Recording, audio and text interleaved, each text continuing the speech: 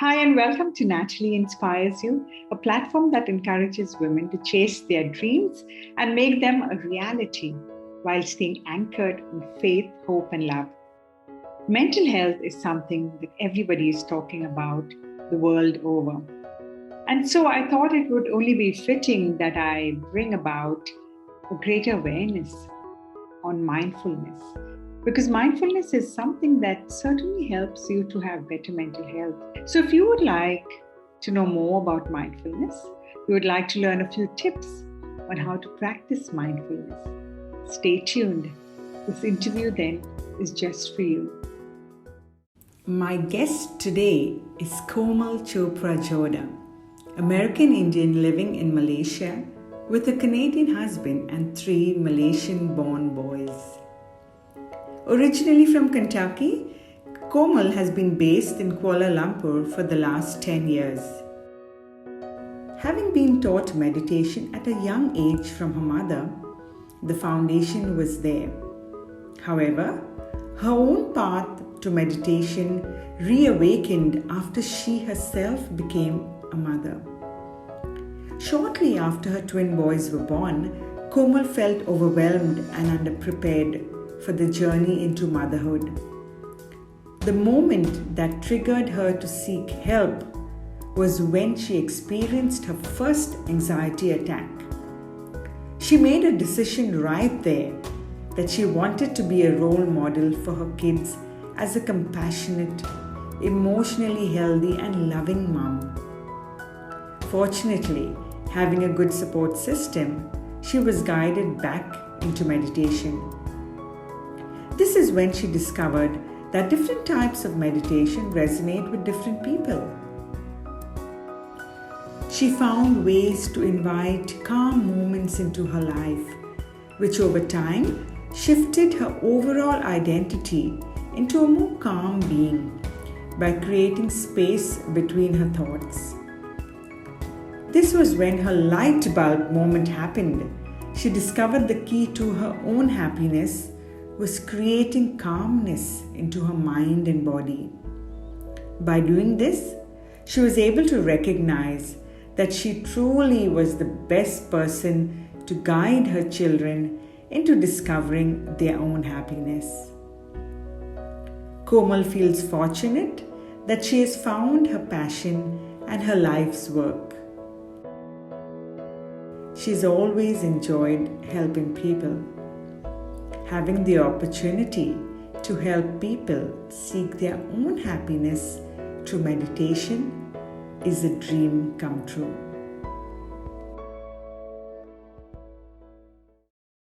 Hi, Komal, and welcome to Natalie Inspires You.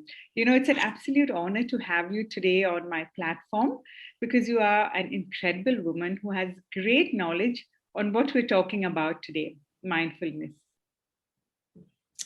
Thank you so much, Natalie, for having me here. I'm really excited to just be here with you. And I know that every time we catch up and have a conversation, it's always a really lovely, lovely time. So to be able to do this on a more public platform is even more exciting because anytime I get the opportunity to talk about mindfulness, is one step closer to building a more conscious community. Absolutely amazing. And for our viewers watching in today, I must tell you, Komal on a personal level is someone who really practices what she teaches. She, by nature, is such a calm, composed, and a positive person. And I couldn't think of anyone better than to have her today to talk to you about mindfulness. So, Komal, all of us are very eager to know from you, the expert, what exactly is mindfulness? What does it mean to you? That's a really good question, Natalie. And I think mindfulness has become so popular that there are some misconceptions of what mindfulness is. So if we look at mindfulness, it's actually a type of meditation. So if we look at meditation in general, it's a sort of a big giant umbrella. And underneath those umbrellas are different types of meditations. And so mindfulness is a type of meditation, which is the act of focusing in on the present moment, on the activity that we are doing at this very moment. It's so important, Komal, that we know the right understanding of what we are getting into, because then we have a choice. We have a choice of whether we would like to take this path or not.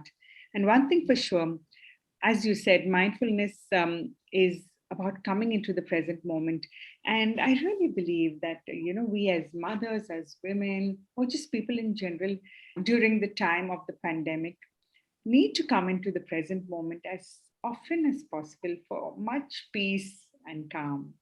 And for my viewers watching in today, Komal is currently conducting a very interesting and a very helpful program on her platform, something that each one of you can benefit from. So, Komal, may I invite you to share what this program is all about? Sure, yes. As a mindfulness instructor, one of the most common reasons I get why people don't meditate or don't practice mindfulness is because they don't have enough time. So for me, in order to get the real benefits of mindfulness, and this goes for me, but I think it applies to everybody, it has to be a daily, consistent practice. So the way I learned and created mindfulness as a habit was to break it down into really micro practices that I can do throughout my day.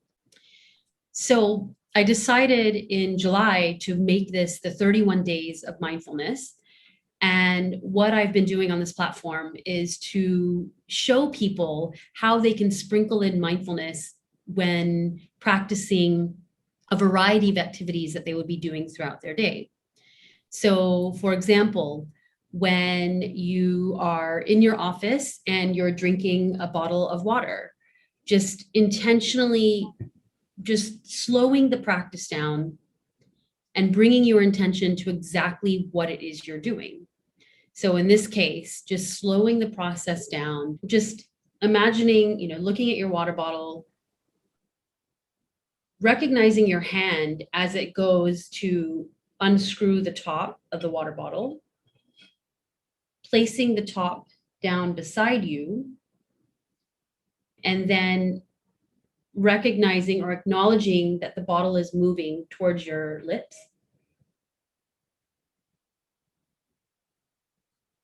And that's just taking a mindful sip of water. Now, what this does is it really slows down our mind. And the reason we want to slow down our mind is because it creates a space between the thoughts that are swirling around in our head and brings us into this present moment. A lot of times what will happen is all these thoughts will be swirling around in our head, and then we'll have a reaction as a result of those thoughts. Because more often than not, those thoughts will trigger some sort of emotion within us. So that's kind of the reason of why we want to create the space, so that we're able to give a more thoughtful response versus a reaction. And so by doing or engaging in these activities, in these very simple activities, we're able to exercise that mindfulness muscle. You can think of it as a muscle in your brain. So it allows us to automatically bring in that space whenever we are in a real life situation, having a discussion with someone, being emotionally triggered.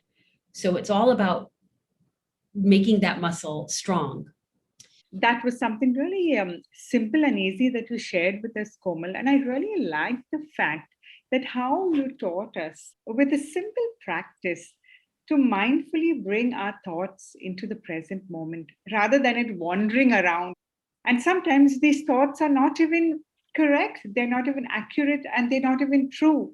But it just spirals into something that would certainly not be very helpful for us. So I'm definitely going to try this tip out and looking forward to many more tips coming up on this interview. And I would love to share another tip with your viewers, which is, again, a very simple technique, which actually came out of my practice of when I used to teach little kids mindfulness, 4 or 5-year-old kids.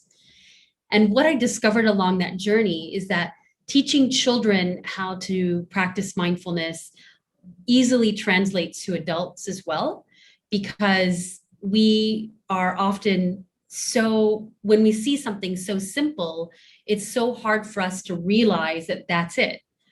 But again, I want to just reiterate that these practices are almost like the stretching before you go for your jog. So it's just a way to sort of prime your brain. And if you are new to mindfulness, this is a very easy one to just try and then build up from there. This practice is called the one-handed breath. And so all you need for this breath is your hand and the finger from the other hand. And very simply, what we're doing is we're actually going to be tracing the outline of our fingers, but we're going to match it with an inhale and an exhale. So the way we're going to do this is as we travel up the finger, we will inhale. And as we travel down the finger, we'll exhale. So inhale, exhale. Inhale, exhale. Inhale, exhale. Inhale, exhale. So this is a very easy practice, and you can try this on one hand. You can try it on both hands, switch to the other hand. You can also practice different rounds of this. So doing 2 rounds, or let's say doing 3 rounds. And the idea is to build up on this practice. And the ultimate goal is to be able to sit in silence and just watch the breath for even 1 minute.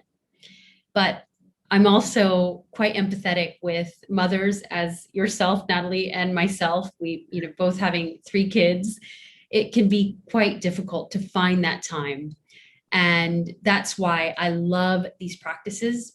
So I hope that for your viewers, this practice is able to come in handy for them whenever they need a break, or even something that they do first thing in the morning. Great, Komal. That was such a simple sharing. And by just sharing this, what you have showed us is mindfulness is not something so large and big, or a big mountain to cross. It's something so simple that we can do in our everyday life. And true, as you said, as moms, we really need these simple everyday practices that we can do along with our busy days, as we go through our busy days. So great, lovely. Yes, no problem. And I would like to add, we don't want to leave out the dads either. Even for the dads, or even working moms. With everybody working from home and going from back-to-back Zoom meetings, this is a great activity to try to implement in between meetings as well, just to give you that opportunity to kind of pause. And the other thing I love about this is that using the sense of touch, it actually allows us to comprehend this mindfulness in a more tangible manner. Sometimes using the breath can be a bit vague and it's not tangible. So I hope that this tip can be used and implemented by your viewers, and I hope it's something that they're able to build on from there as well. I'm sure, Komal. I for sure am going to teach my hubby 2 techniques today. One is the 5-finger one, and also mindfully drinking water. So brilliant. Thank you. I love these tips already, Komal. And there's so much more that you have to share with us. I can't wait for that. So, Komal, moving to the next question. Why would you advise us to practice mindfulness today? Or rather, how important is mindfulness? We could go into a really long discussion about this, but I'll make it a short, short answer, I guess. The number one benefit for anybody is to just start enjoying your life. And in order to really enjoy the life and the moment that you are in, I know for me, in my personal journey, I realized that the stress of becoming a first-time mom and a first-time mom to twins was taking a real toll on my mental health. And I realized that I wasn't enjoying the process. So this is my wish for everyone, especially parents, to just be able to enjoy the process of whatever situation you are in. And even if it's not a not so great situation or a stressful situation, there are always opportunities available out there. It's just a matter of opening our eyes to be able to see it. And when we open our eyes, it's actually a metaphor for just being a bit more present and just anchoring ourselves into everything that's happening in front of us. Yes, Komal, I simply love the way you explain things to us. The manner in which you do it makes us want to really practice mindfulness. Initially, just to share with you, my journey with mindfulness began as me actually facing a big mountain and thinking that I'm not going to be able to do this. But by you giving us a very different perspective to mindfulness, it makes the task seem, and I'm sure it is also much easier. And that is what I have learned from you by, of course, following your page, Opportunities of Calm, and knowing you as a person. And I do hope our viewers today also pick that up from this interview. I would like to share with my viewers today that Komal started something wonderful during the lockdown. Komal, let me invite you to share what this is all about. Sure. Thanks, Nats. So, one of the things that I realized during the pandemic is that there were a lot of people, and not just were, but there are a lot of people that are suffering from a mental health perspective. And what I decided to do was I decided to conduct one free mindfulness class a week. So every Wednesday at 9:30 KL time, the kids are going to bed a lot later, so we had to push it to 9:30. And I just decided to offer this free class for anybody that wanted to join. And it's a class where we talk a lot about emotions and how to manage certain emotions. One of my specialties is I love talking to people about certain experiences that they are having, which are causing them stress. So I often use examples of this from my own life or just from witnessing things in the media or outside. And then I match a mindfulness practice or a meditation practice, which can help with those problems that we're experiencing. And the reason for that is because at the end of the day, any challenges or stress that we are having is usually because of how we are interpreting it. So I often look at life like a diamond. So if you look at a diamond, you can see it from different angles. And if you look at it from one angle, you might see a bit of cloudiness. And if you look at it from another angle, you'll see a prism full of colors. And that is exactly how it is when we are communicating with people. We may be communicating with somebody and interpret something that seems a bit cloudy or a bit dusty, but we may interpret, but if we have the idea or somebody to help us walk us through that, we can then turn that interpretation around and actually see that it's a prism full of colors and that nobody's intentionally meaning harm to us. So if anybody wants to join these weekly classes, feel free to message me on my Opportunities of Calm Facebook page or Opportunities of Calm Instagram. And I'd be happy to include you into the list of which I send out every week. And now, Komal, coming to the final question, can you share with us what your journey with mindfulness has been so far? Yes, I would love to share this. And this is a story that I love to share with people. as I mentioned before, when I first became a mom and to twin boys, I was completely, there obviously there were the physiological challenges there, but I was away from family, on the other side of the world from family, and it was quite challenging to say the least. And I made a decision at when my twins were just about 2 years old that I wanted to actually take ownership of my life, and I didn't want to hand over my happiness button to anybody else. I wanted to control that happiness button and decide when I want to be happy or not. So mindfulness really gave me that opportunity to be able to look at things in a completely different light so that I'm able to kind of see things with clarity now. My relationship with my husband became so much better.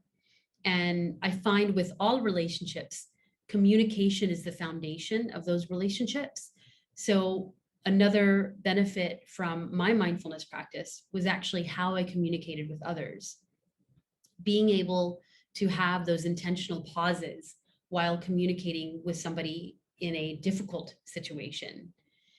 And also just having these conversations with my husband instead of coming out in a real angry tone or accusatory tone, being able to sort of calm down and understand where his situation is coming from, and then be able to respond in a more thoughtful manner. So I think more than anything, mindfulness has the power to really bring you closer with the people that you love and to really improve those relationships with one another. And there's nothing more important than that, because as human beings, our relationships are actually what make us unique. Thank you for that heartwarming sharing, Komal. And you actually did tell us the truth. And it's so true that at the end of the day, especially at these times, we've realized the importance of family, and what more than having better relations with them and with the ones we love. As we come to the close of this show, may I invite you to share with us another practice that we can do in our daily life, something that can add value to this journey of mindfulness? Sure, yes. So one of my favorite practices to do are actual forceful breaths or quick breathing exercises. And the reason for this is it almost becomes like my afternoon pick me up. And or anytime I'm feeling a bit tired and sluggish, I find that these breaths just give us a bit more energy into our spirit and into our day. And so I wanted to share a practice that I actually became aware of from another organization. And it's quite a simple breath, but also an uplifting breath after you've actually performed the practice. And this practice matches movement, physical movement, with your breath. And so the way we start out is like this. I call it the weightlifter's breath. And very simply, what we're going to do is we'll keep our arms like this. And then you're going to take a deep inhale in and press the arms up. And then you'll exhale coming down. But we're going to do this in a fast motion. So it'll look something like this.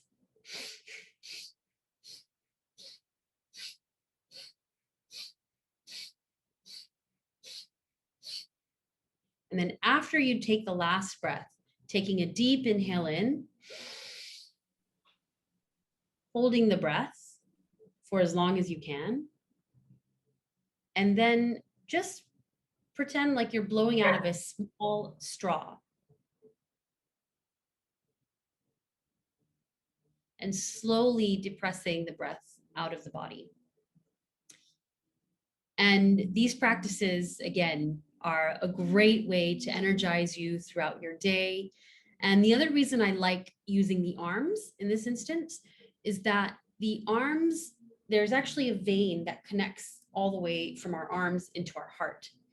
And so anytime we're pumping that vein up, we're actually exercising the heart as well. So I hope that this tip has been useful, and I hope it's something that your viewers are able to take away and bring into their life. Brilliant, Komal. Thank you so much for that. And I'd like to tell our viewers today that I have practiced this. The moment Komal shared it on her platform, I wanted to see if this really worked. And trust me, it does, because I too did it in the afternoon and I was instantly energized. So, yes, thank you. And it's wonderful that we could end the show on such an energetic mode. So, Komal, I really would like to thank you from the bottom of my heart. Thank you for your time, and especially thank you for your time because you are a busy mom, but you still chose to spend some time with me to share tips on mindfulness because I know you to believe that this will add a lot of value to people's lives. This will help to give people around the world better mental health. Thank you so much, Natalie. I really, really appreciate this opportunity, and anything to be able to share to the community.